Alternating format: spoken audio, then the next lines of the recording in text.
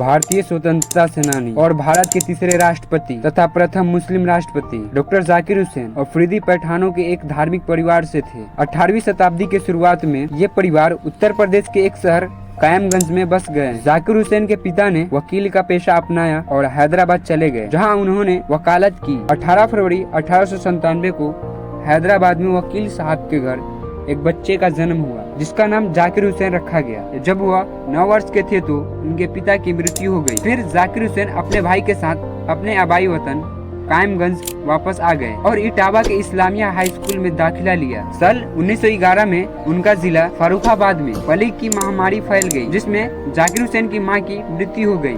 High school पास करने के बाद जाकिर हुसैन ने MAO कॉलेज अलीगढ़ में दाखिला लिया। जाकिर हुसैन अलीगढ़ कॉलेज के माहौल से बहुत प्रभावित हुए और यही उनके व्यक्तित्व में क्रांतिकारी परिवर्तन लाया। उस समय अक्टूबर 1920 में महात्मा गांधी ने अपने असहयोग आंदोलन के लिए समर्थन मांगने के लिए अलीगढ़ का दौरा किया और एक भावनात्मक भाषण दिया, जिसने जाकिर हुसैन को असहयोग आंदोलन में शामिल होने के लिए प्रेरित किया और अलीगढ़ कॉलेज को अलविदा कर दिया। इसी दौर में जाकिर हुसैन ने अलीगढ़ में जामिया मिलिया इस्लामिया नाम से एक शैक्षणिक स्थान की स्थापना की, जो बाद में दिल्ली में स्थानांतरित हो गया और एक विश्वविद्यालय का रूप ले लिया। फिर जाकिर हुसैन उच्च शिक्षा के लिए जर्मनी चले गए और बोर्लिंग यूनिवर्सिटी से अर्थशास्त्र से PhD की। उनकी वापसी पर जाकिर हुसैन को एक शिक्षाविद के रूप में पेश किया गया और जामिया मिलिया इस्लामिया का वाइस चांसलर बनाया गया। साल 1926 से 1948 तक वो जामिया मिलिया इस्लामिया का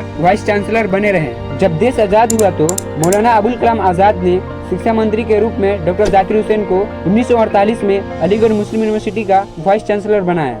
फिर 1952 में उन्हें राज्यसभा का मेंबर बनाया गया और 1957 में उन्हें बिहार का राज्यपाल नियुक्त किया गया और 1962 में वह भारत के उपराष्ट्रपति और 1967 में वह भारत के तीसरे तथा प्रथम मुस्लिम राष्ट्रपति बने और इसी पद पर रहते हुए 3 मई 1969 को उनकी मृत्यु हो गई और उन्हें दिल्ली में दफनाया गया।